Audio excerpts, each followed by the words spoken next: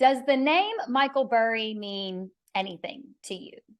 What about the phrase, The Big Short, a blockbuster movie from 2015 with an all-star cast, including Steve Carell and Christian Bale? Dramatized for sure, but the movie chronicled Michael Burry's true story of accurately predicting the financial crisis of 2008, shorting it, and making big bucks. Well, he's back in the headlines after his firm dumped all but one domestic stock in anticipation of another major correction. He's been very vocal on Twitter with his bearish warnings, tweeting things like, "Can't shake that still pre-Enron, pre-9/11 feeling." But how do we know what his hedge fund, Scion Capital, actually invests in? Turns out that has to be disclosed to the SEC. Well, at least domestic holdings do. It's possible there's still some international holdings not reported.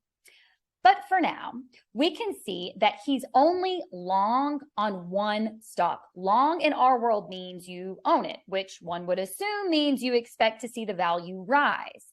When you short an investment, you are selling something you don't own because you expect the value to decrease. You can sell it for a higher value today and buy it back for cheaper later.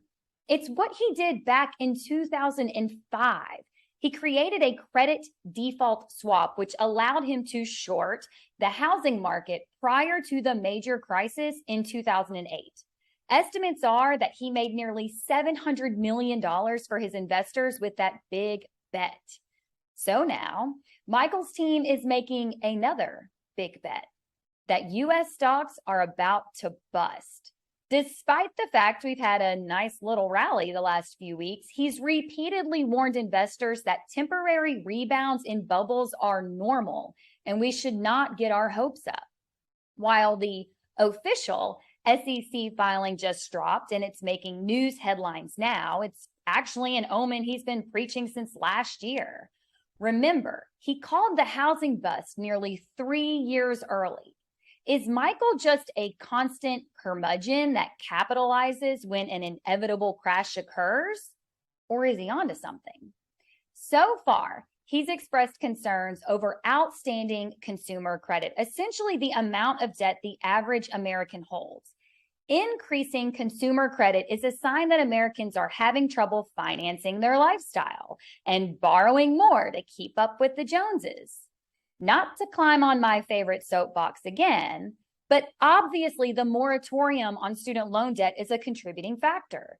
It's a $1.7 trillion asteroid headed directly for Earth. More than half of student loan balances are not declining.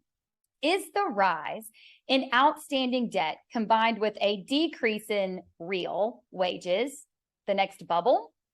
Is Michael right again?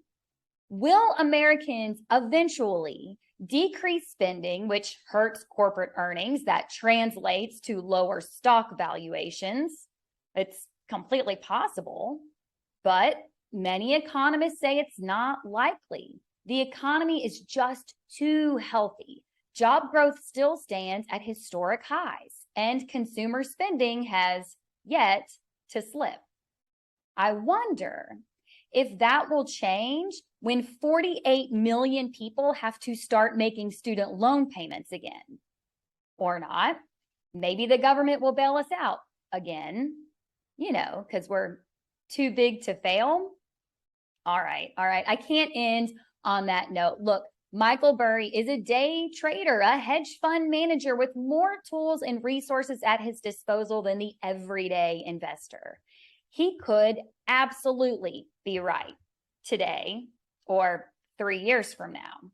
But unless you are in the position where you have to start taking money from your investment portfolio to live on, I wouldn't recommend you start making major changes to your strategy.